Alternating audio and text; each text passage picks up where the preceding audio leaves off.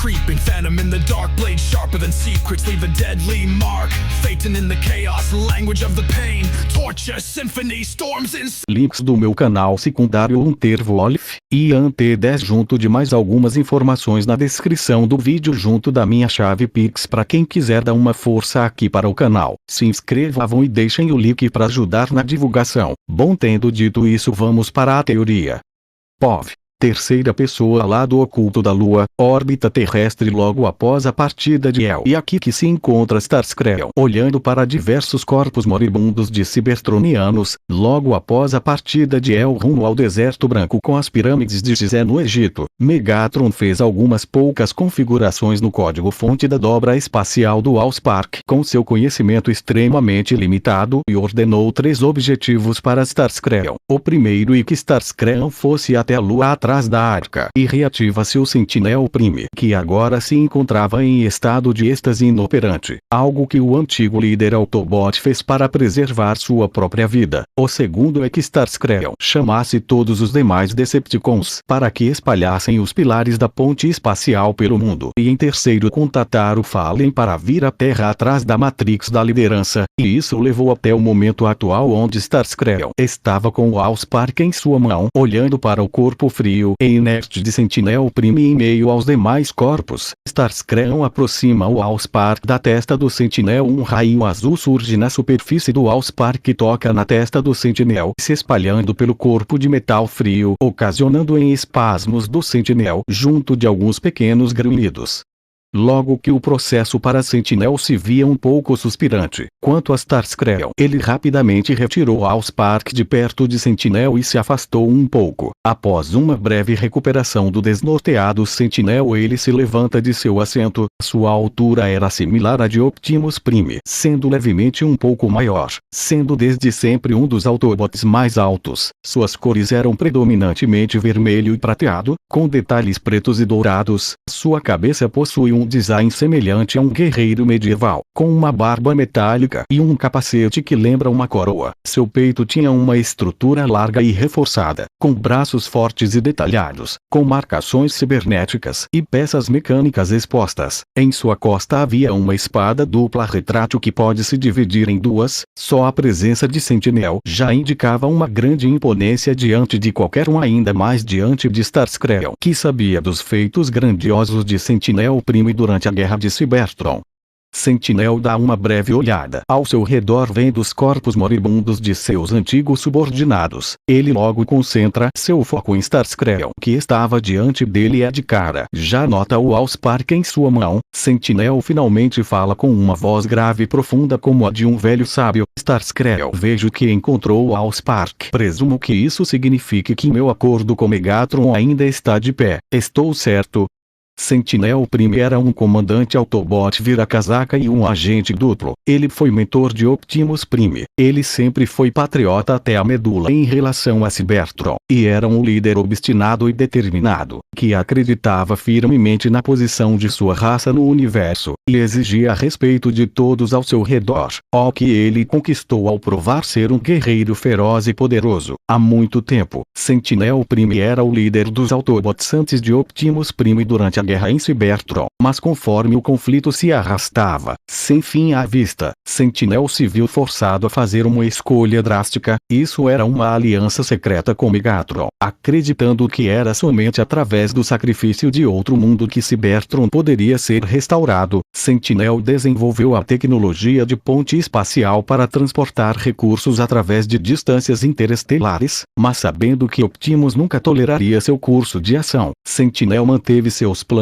em segredo, alegando que a ponte era um meio de transportar tropas para a batalha. A intenção de Sentinel era partir para o planeta escolhido, no caso, a Terra, e encontrar Megatron lá mais tarde. Mas durante a batalha que eclodiu em torno da partida da nave de Sentinel, a Arca, a nave foi danificada e enviada em espiral para as profundezas do espaço, presumivelmente perdida para sempre. A guerra foi deixada para continuar com ninguém, exceto Megatron, ciente noite da traição de Sentinel, em 1961, a Arca caiu na Lua da Terra. O impacto foi detectado pela NASA, desencadeando na intensificação da corrida espacial da década de 1960 e levando à eventual primeira viagem dos Estados Unidos da América à Lua em 1969, que foi secretamente uma tentativa de inspecionar a nave alienígena acidentada. No entanto, antes que a Apollo 11 chegasse lá, uma equipe de Decepticons liderada pelo Soundwave, que havia rastreado a nave, removeu a maioria dos pilares da ponte espacial da nave para das mãos humanas. Os astronautas da NASA não encontraram nenhum vestígio deles, nem do próprio Sentinel, selados com segurança no cofre de acidentes da nave com 5 pilares restantes, quanto às demais centenas de pilares estavam sob posse dos Decepticons.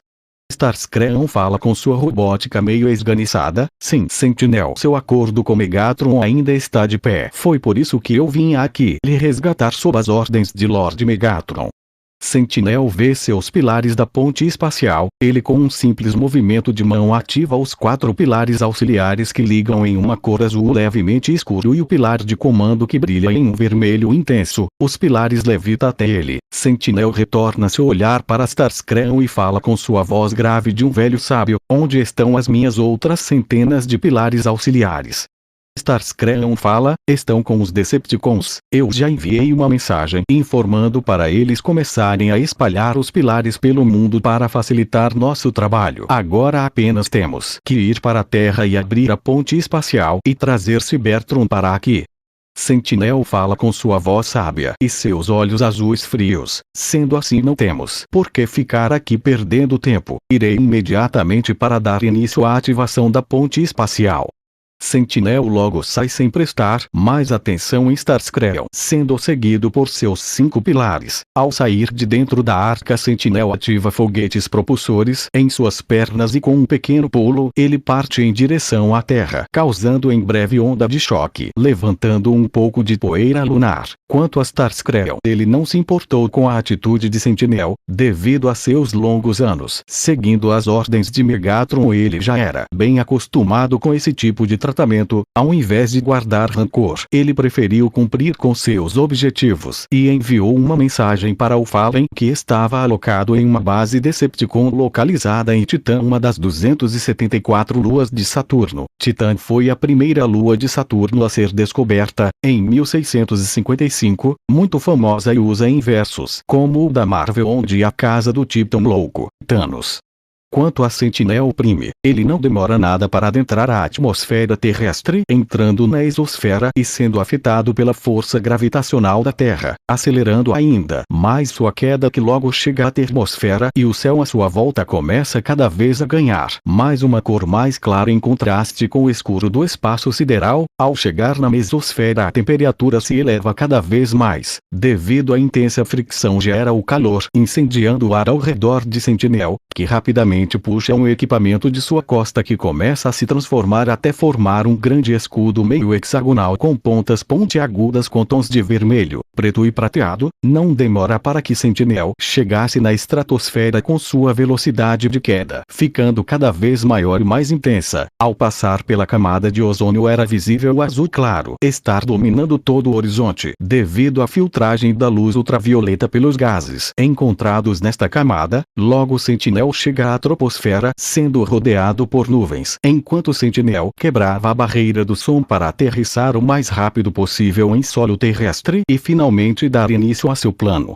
Com uma breve onda de choque, Sentinel se choca no Lago Michigan próximo às margens de Chicago, criando uma breve onda que segue em direção às margens de Chicago, causando uma grande comoção com os humanos próximos, que começam a correr para fugir da onda que se aproximava. Não demora muito para que Sentinel se ergue-se em meio ao lago, olhando para a cidade humana à sua frente com os pilares flutuando atrás dele. Chicago, às margens do Lago Michigan, em Illinois, é uma das maiores cidades dos Estados Estados Unidos da América, famosa pela arquitetura ousada. Ela tem uma linha do horizonte repleta de arranha-céus, como o famoso John Hancock Center, a Willis Tower, antigamente chamada de Sears Tower, com 1.451 pés de altura, e a neogótica Tribune Tower. A cidade também é conhecida pelos museus, como o Art Institute of Chicago, com obras impressionistas e pós-impressionistas de destaque. Chicago ficava a cerca de uma distância de 2.400 quilômetros da represa Hoover.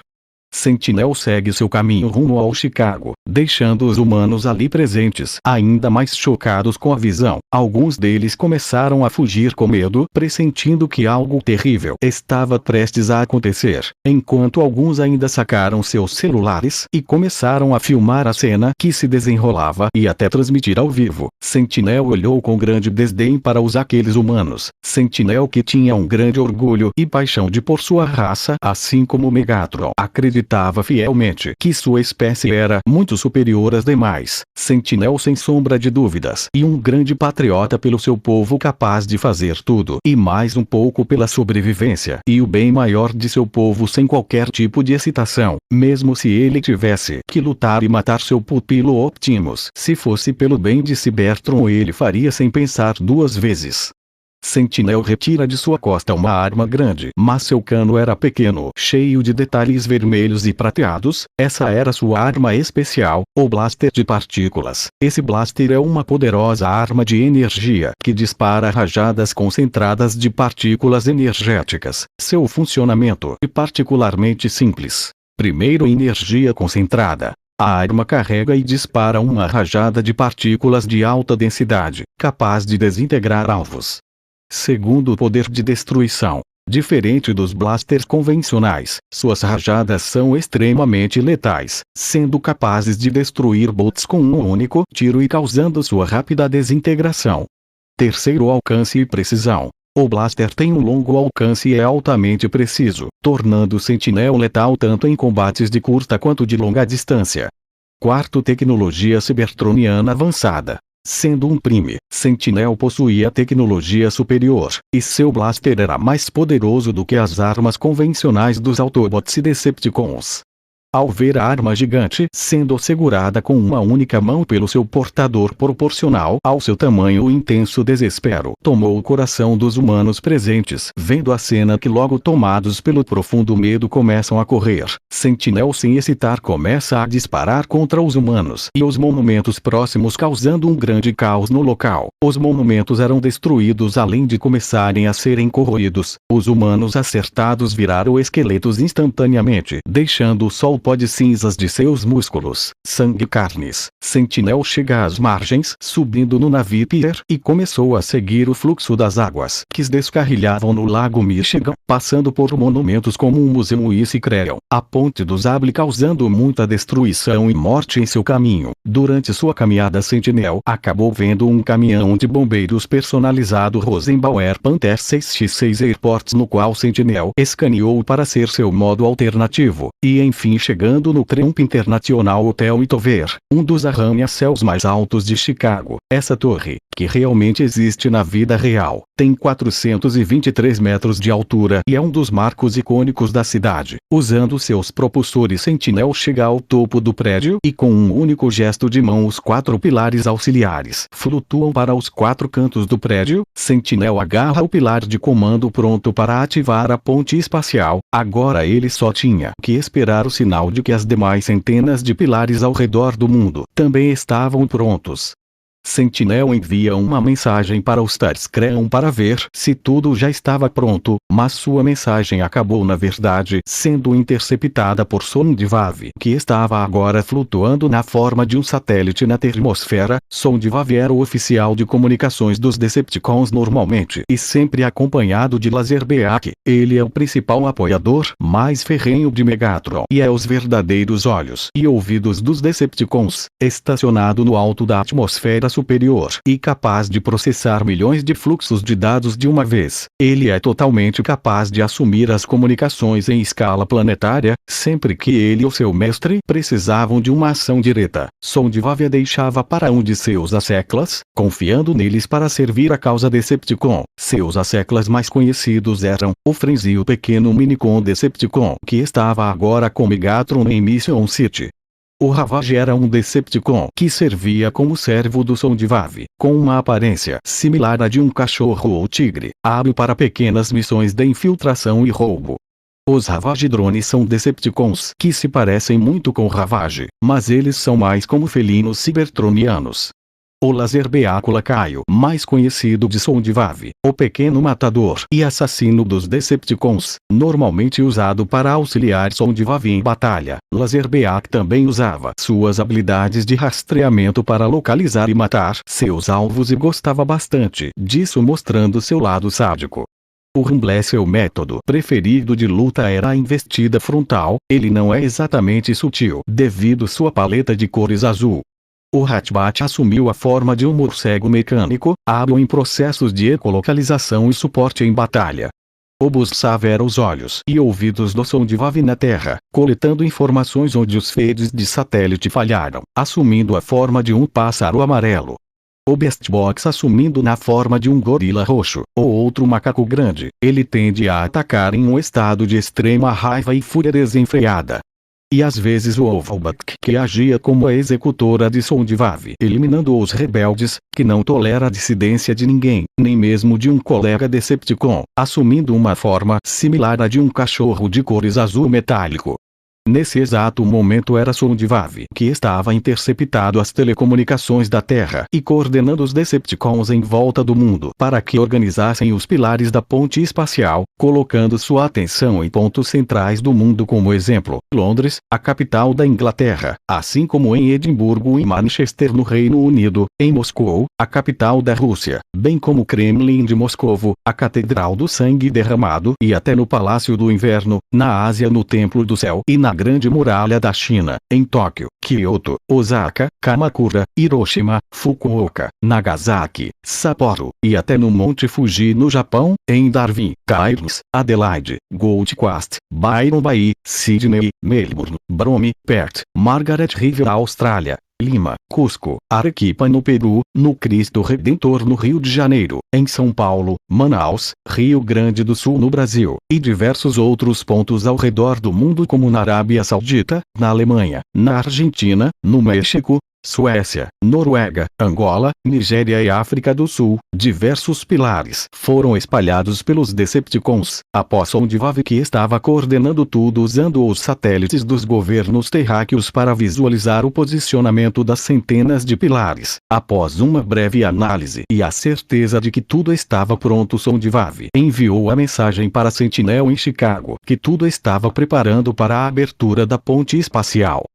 Sem qualquer excitação, Sentinel realizar o movimento como se empurrasse uma alavanca, ativando o pilar de comando. Os demais pilares auxiliares reagem a isso, brilhando ainda mais intensamente e fazendo uma espécie de linha translucente praticamente transparente os conectando. Aparece e então 4 garras afiadas surgem no topo dos pilares. O mesmo ocorre com todos os demais pilares auxiliares em volta do mundo, que flutuam rumo ao espaço até a exosfera, o que faz parecer que havia uma espécie de campo de força transparente ao redor do mundo. Um fio de energia azul sai do topo dos 4 pilares em Chicago, se encontrando e se cruzando no topo pontiagudo do prédio, gerando uma esfera de energia azul brilhante que dispara com tudo rumo aos céus. O feixe de energia continua seu caminho, ultrapassando facilmente a atmosfera terrestre, até ultrapassando os 384.400 quilômetros, que era a distância que a Lua estava da Terra, e ainda continuou até atingir os 700 mil quilômetros de distância da Terra. De repente foi como se o feixe de energia tivesse atingido uma parede invisível no meio do espaço sideral. Ali no ponto de impacto, o espaço começou a se distorcer. Longas rachaduras começaram a se formar, como se o espaço estivesse desmoronando, e então o espaço se rompe de vez, fazendo a ponta de uma gigantesca construção de metal com diversos hexágonos começasse a surgir ao mesmo mesmo tempo em que o portal recém-formado começou a aumentar de tamanho.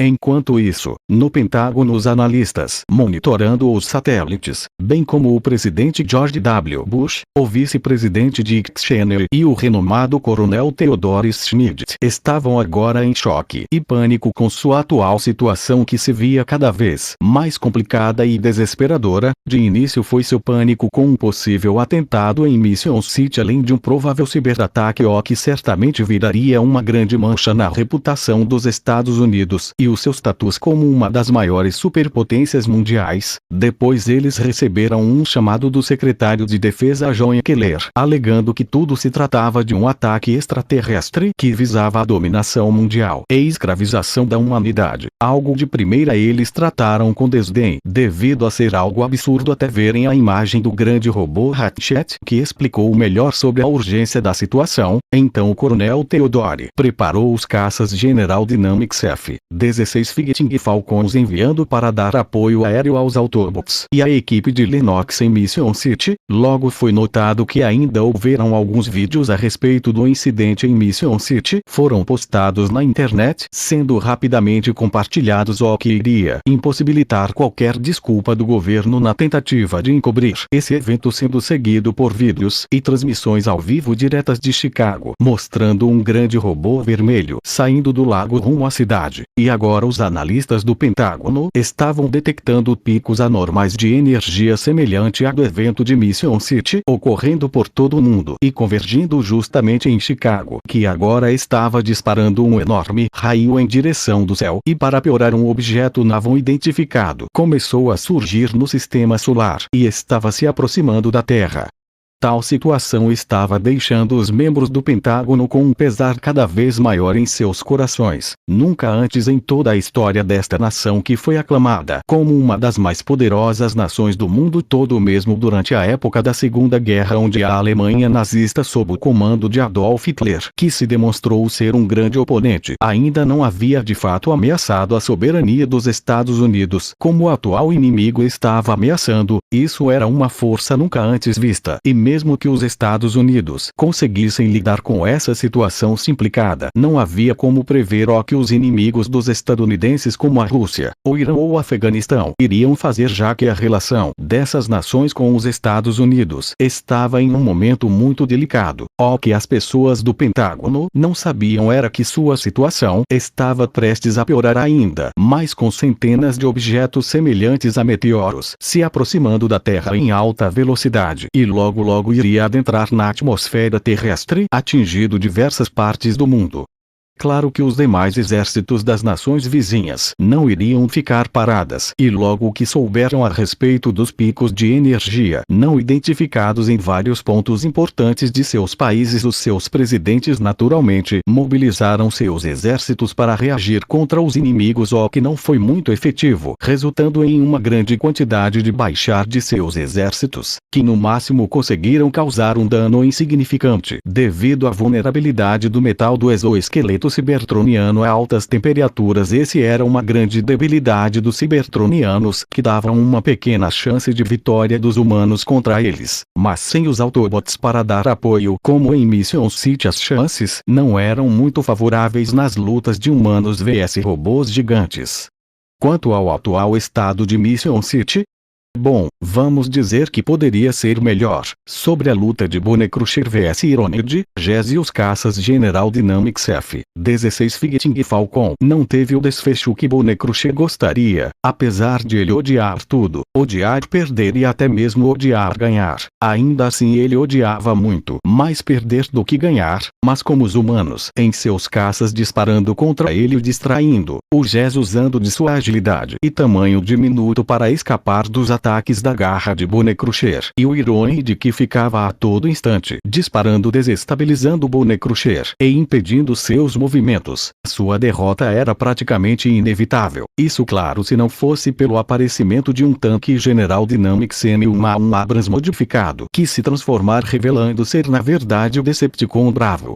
Bravo era um Decepticon que amava destruir, assim como causar morte e devastação. Eram tudo pelo o que Bravo vivia. Ele foi feito para matar, e fez exatamente isso, fornecendo uma ameaça quase invencível aos Autobots. Dizer que Bravo é um guerreiro é como chamar Cybertron de um pedaço de metal. Bravo não apenas gosta de lutar, ele é consumido pela sede de batalha e carnificina. Destruir Autobots está embutido em seu núcleo, em todas as suas Spark e cada cabo de fibra ótica de seu ser. Bravo é completamente obcecado por um combate selvagem e inflexível. A única coisa que ele gosta, ou se preocupa, é a fúria da batalha, e ele ama uma boa explosão, particularmente se é um que ele criou, e se é um Autobot que está explodindo. Embora para os Decepticons não seja incomum para alguns os sentimentos grandiosos de ambição ou pensamento independente acabar causando problemas nas fileiras dos Decepticons, o Bravo nunca teve esse problema. Isto é principalmente porque ele sofre de uma grave falta de ambas as qualidades. Onde outros questionam ordens, Bravo simplesmente as realiza, perfeitamente feliz em deixar Megatron fazer todo o trabalho de pensamento e planejamento por ele.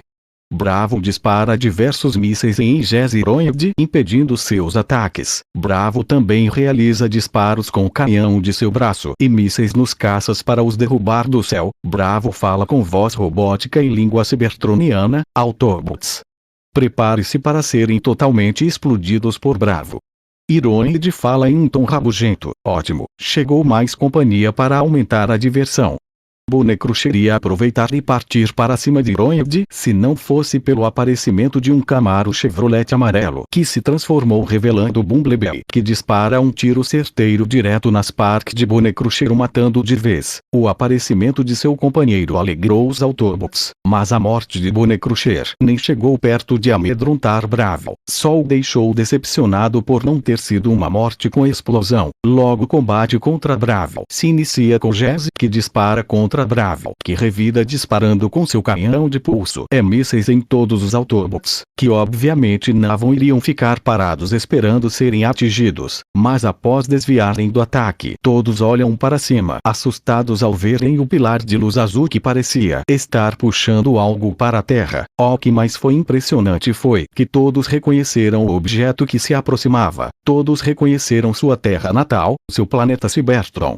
POV. Optimus Prime Mission City, Estados Unidos. Após início da luta com Bonecrusher, após deixar Bonecrusher para Iroid e Jesse lidarem, segui meu caminho junto aos membros da equipe do Major Lennox. Embora eu quisesse muito ajudar meus companheiros, a situação urgente a respeito do cubo está sob posse de nossos inimigos exigia uma atenção maior. Prosseguimos o caminho, encontrando muitos dos recém-nascidos cybertronianos da Terra que em sua maioria podem ser facilmente lidados pelos membros da equipe de Lennox, devido à completa falta de experiência dos recém-nascidos e devido às armas especiais em sua posse, como a arma de plasma ou disco elétrico. Nós nos dirigimos ao centro da cidade, onde de longe eu pude ver a imagem do meu arqui-inimigo. Megatron estava imponente em cima de um prédio. Eu aviso a equipe de Lennox que eu iria lidar com Megatron, enquanto eles deveriam lidar com os demais cybertronianos recém-nascidos. Eu prossigo meu caminho em alta velocidade e me transformando, revelando minha posição, que rapidamente é notada por Megatron, que grita: Prime! Com sua voz imponente, que amedrontava a maioria de seus oponentes, mas eu não me deixei intimidar e revidei falando com minha voz profunda, cheia de determinação: só eu e você, Megatron. O que ele respondeu, gritando com sua voz intimidante: não. Só eu, Prime. Ele se transformar no ar em seu modo alternativo de nave cybertroniana e partindo para cima de mim em espiral. Eu agarro no ar, nós fazendo girar em pleno ar, atravessando um prédio e batendo em outro quando nos separamos. Rapidamente eu me recupero, puxando minha arma de longo alcance, mas igualmente Megatron também se recupera, voltando a seu modo robô, juntando suas mãos e transformando em arma. Eu disparo nele, acertando em seu ombro, mas isso apenas o faz girar em 360 360 graus e mirar em mim com um único disparo. Ele me faz voar e bater de cabeça para baixo em um prédio, e depois cair deitado no chão, pelo que fora informado Megatron. Passou décadas preso em gelo e nitrogênio líquido, mas mesmo assim como um bom guerreiro que já lutou diversas lutas de vida e morte, Megatron já havia se recuperado por completo quase que instantaneamente após sua libertação. Era como se ele nunca tivesse sido preso. Eu me levanto só para ser agarrado por Megatron, que me joga para o outro lado, me fazendo cambalear. Enquanto Megatron fala com sua voz intimidade: "Você ainda luta pelos fracos, por isso você sempre perde." Eu não deixo barato e eu respondo: "A liberdade é um direito de todos. Não irei permitir que você faça o que bem quiser neste mundo." Megatron responde: "E o que veremos, prime. Mesmo se você me vencer, ainda terá que lidar com algo muito pior." Eu naturalmente entendia o que Megatron estava se referindo: a estranha forma de vida à base de carbono que Bumblebee se encontrou anteriormente. Tal existência era realmente aterrorizante, ainda mais vendo o quão respeitável Megatron se referia a ele. Tal ser certamente era algo complicado só de imaginar, mas como tal existência ainda não nos deu o ar de sua graça, não havia como avaliar seu real nível de ameaça só com meras palavras. Eu ativei minha máscara de combate e parti para cima de Megatron. Enquanto transformava meu braço esquerdo em uma lâmina superaquecida, Megatron faz algo semelhante, fazendo uma lâmina serrilhada sair de seus dois antebraços. Eu tento um ataque vertical que é defendido por Megatron. Ele me chuta, me afastando e partindo para cima de mim, me dando um soco e fincando uma lâmina em meu ombro direito. Eu tento revidar com minha lâmina superaquecida, mas Megatron desvia e agarra meu antebraço e com um movimento me lança no ar para logo em seguida me bater com tudo no chão, criando uma pequena cratera com rachaduras semelhante a uma teia de aranha se formou no chão.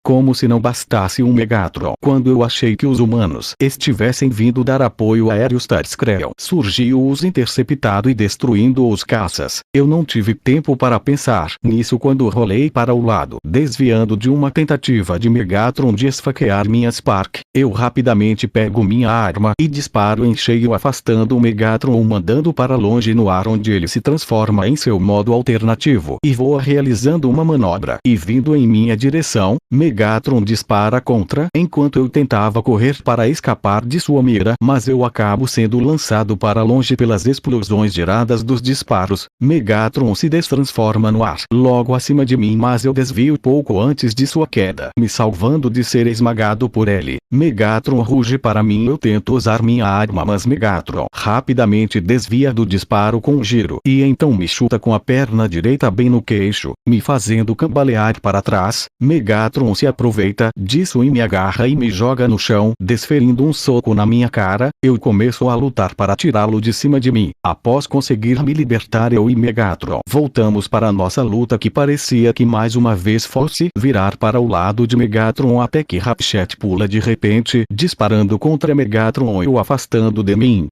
Megatron ficou extremamente irritado com isso e pretendia partir para cima de Ratchet, mas eu interrompi, disparando contra ele e partindo para cima, usando minha lâmina superaquecida, que causaram dano em seu braço e ombro esquerdo, lhe causando bastante dor. Ratchet aproveita e usa sua serra para ferir a perna de Megatron, que cai de joelhos. Quando eu estava prestes a acertar o golpe final, Megatron ainda consegue desviar, agarrar meu antebraço e me jogar em cima de Ratchet. Megatron aproveita a chance para se transformar em seu modo alternativo, batendo em retirada, o que foi bem frustrante. Esse podia ser o momento perfeito para matar Megatron e acabar de vez com a guerra de Cybertron. Depois apenas teríamos que lidar com os Decepticons desorganizados que estariam lutando entre si para ver quem iria assumir a liderança.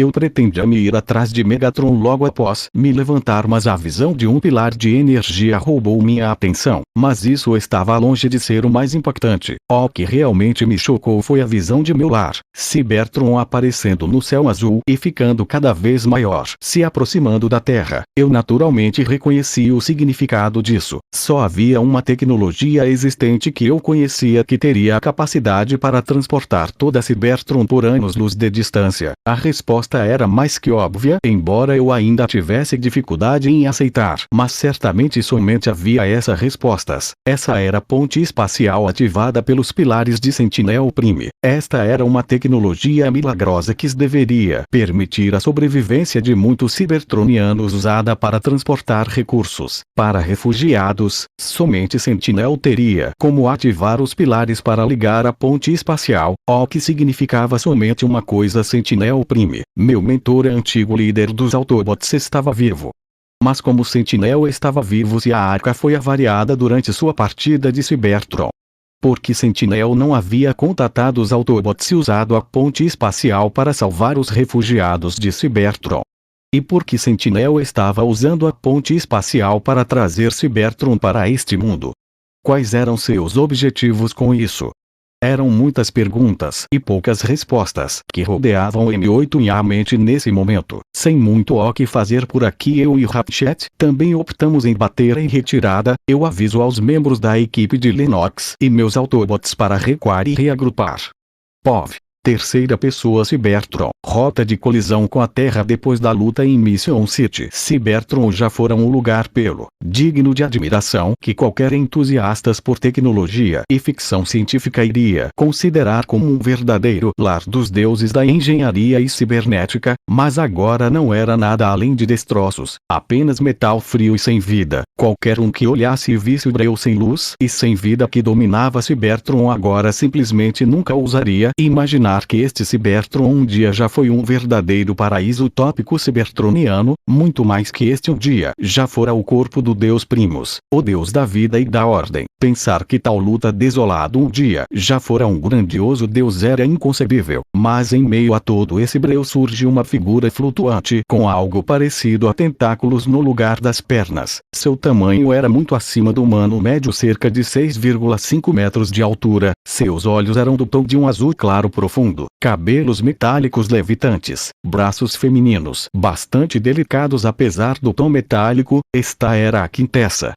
Quintessa é uma misteriosa e poderosa feiticeira espacial e que se auto-intitula de como a Prime da vida. Ela diz que foi ela quem criou a raça cybertroniana, o Optimus Prime e os Infernocons, e considera Cybertron como sendo seu domínio e portanto estando em seu comando por direito. Há milênios atrás, Quintessa tinha uma força de guarda de 12 cavaleiros, conhecidos como os Cavaleiros Deacon. Eles eventualmente a traíram quando perceberam que ela não era tão benevolente quanto parecia, incluindo um plano para drenar a energia de Unicron para consertar Cybertron, o que mataria a vida na Terra. Eles a rotularam de a grande enganadora por suas crenças delirantes. Para a fúria de Quintessa, eles roubaram o cajado do poder dela e o esconderam na Terra, o planeta que ela acredita ser o corpo adormecido do temível Unicron, o deus da morte e do caos.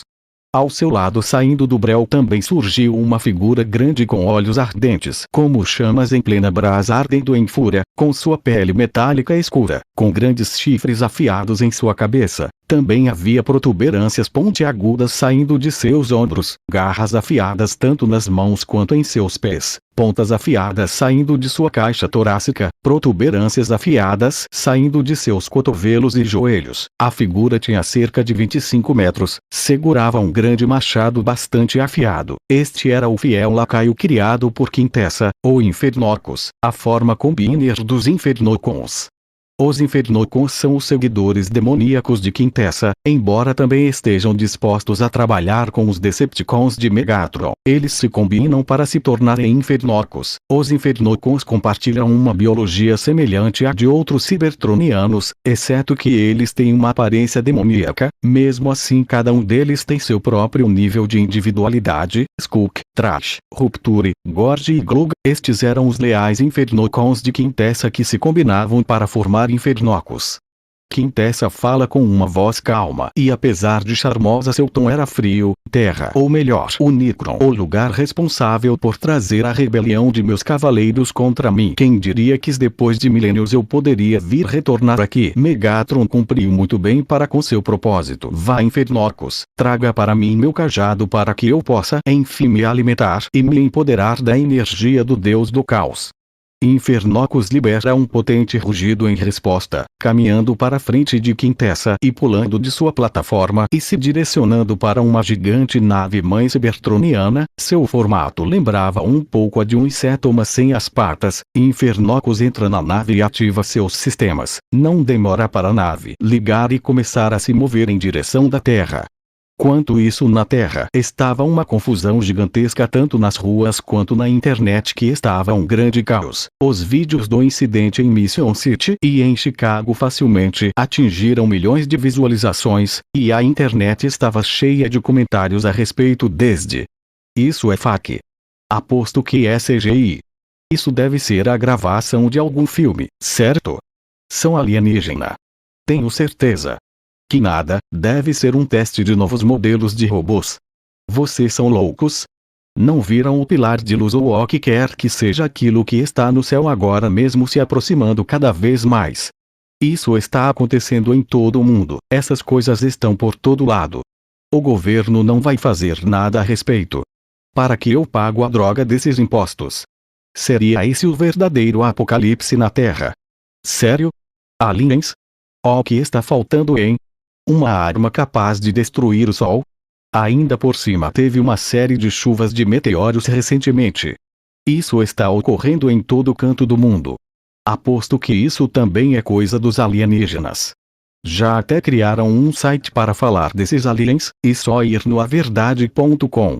Diversos outros comentários semelhantes estavam por todo canto da internet, seja criticando o governo por sua incompetência, seja pelas mortes causadas pelos Decepticons, ou até mesmo pelo que estava se aproximando do céu. Era notável o temor que todas essas catástrofes simultâneas estavam deixando no mais profundo possível no coração das pessoas, apesar da imponência de ter vários dos lugares que chamavam de lar destruídos, muitos de seus entes queridos mortos. Além da iminente colisão de um planeta com Terra, tudo isso causou um enorme medo e peso no coração das pessoas devido às crescentes tragédias.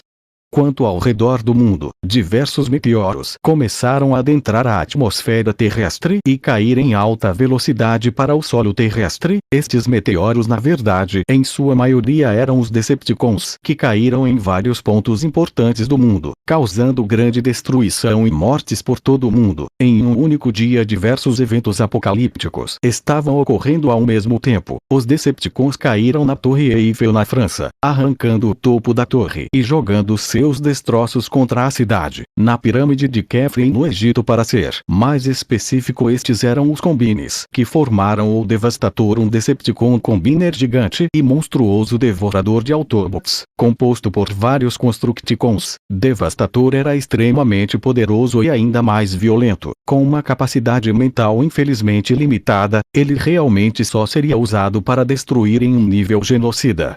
Mixmaster, um químico genial. Mixmaster também desempenha o papel de mestre de cerimônias para os Constructicons. Ele serve como designer de armas para a elite Decepticon. Ele passou toda a sua vida dominando as complexidades das reações químicas, tornando-se um especialista em venenos, substâncias corrosivas e especialmente explosivos. Ele tem um talento especial para a improvisação, sendo capaz de fazer misturas mortais apenas com os materiais nativos que o mundo tem a oferecer. Ele forma a cabeça e o pescoço do Devastator. Ele se transforma em um misturador de cimento Mac Granite 2008 com o logotipo Decepticon em vez do logotipo original da Mac. Seu modo alternativo também serve de artilharia de posicionamento de armas. Scavenger era um Constructicon e Decepticon que se transformou em uma escavadeira hidráulica de mineração e KRH-400. Ele formava o torso superior do Devastator. Suas rodas e corpo enorme eram suas principais vantagens em combate. Scraper era um Decepticon e o Constructicon Scout que se transformou em um Caterpillar 992 de Front Loader. Quando combinado com seus companheiros Constructicons, ele se tornou o braço direito do Devastator. Individualmente ele já era forte por si só devido sua altura e estrutura espessa. E Gotover se transforma em um gigantesco guindaste de esteira Kobelco. Quando combinado com seus companheiros Constructicons, ele forma o braço esquerdo do Devastator. Quando não combinado, é muito disputado, já que ele sempre precisa da ajuda de Scrap Metal para formar o braço esquerdo do Devastator. E ele também tem o que parece ser um capacete, o que o lembra de que ele gosta de futebol. Scrap Metal era um Decepticon e um Constructicon de grande porte capaz de exercer imensa força, no qual ele se combinaria com seus companheiros irmãos para formar o poderoso e imortal Devastator. No material original, Scrap Metal foi usado principalmente para a ressurreição de Megatron, sendo morto por seus irmãos no fundo do mar para suas peças serem usadas para reconstruir o corpo de Megatron. Overlord era um Decepticon e Constructicon que, junto com seus companheiros Constructicons, podia se combinar no poderoso Combiner Devastator. Overlord compunha a cintura inferior do Devastator. Sozinho, Overlord se transformava em um Caterpillar 776 Articulated Dump Truck vermelho modificado, glorioso. Bordão de Overlord, ele poderia facilmente ser considerado uma força a ser reconhecida, embora seu tamanho exato quando próximo de sua equipe Constructicon não seja conhecido, por seu papel na forma combinada e seu modo alternativo. Overlord provavelmente era enorme, em seu modo robô. Overlord era um Decepticon vermelho, grande e relativamente volumoso, com ombros enormes e largos que continham seus icônicos 4 braços. O conjunto externo, maior, continha garras prateadas, semelhantes a pinças de artrópodes, e o conjunto interno, menor, com mãos metálicas de gancho duplo. A cabeça de Overlord não tinha um bocal discernível, mas ele tinha 3 receptores ópticos amarelos, organizados em uma formação em V, com o do meio sendo maior. Suas pernas eram robustas e supostamente pesadas, e ele tinha um gancho preto nas costas, projetando-se para cima.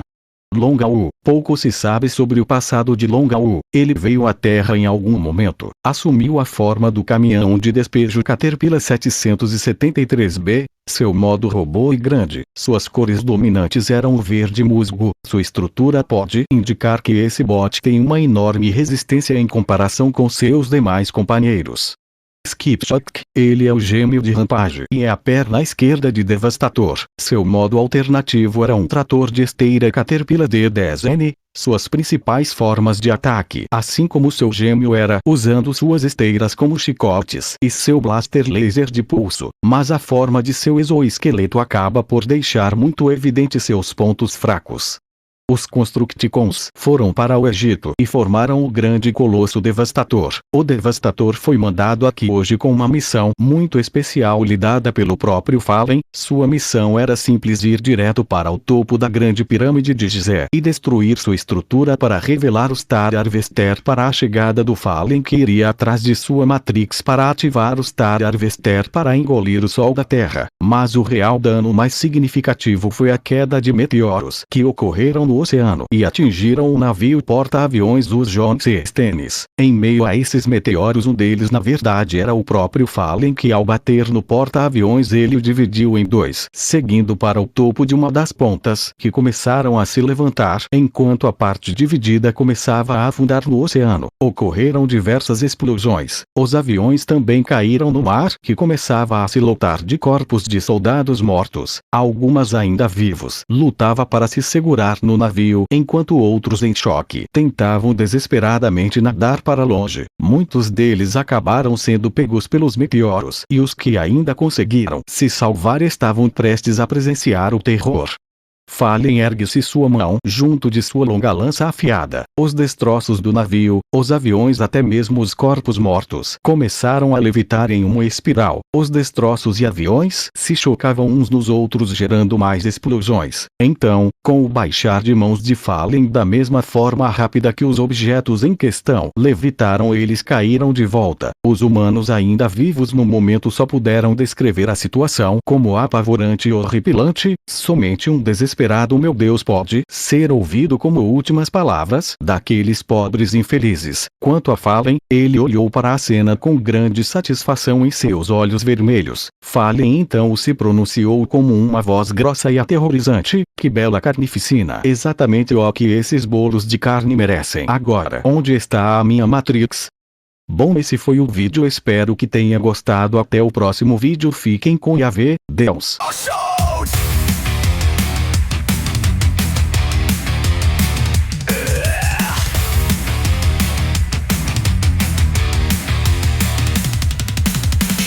Steps creeping, phantom in the dark, blade sharper than secrets, leave a deadly mark.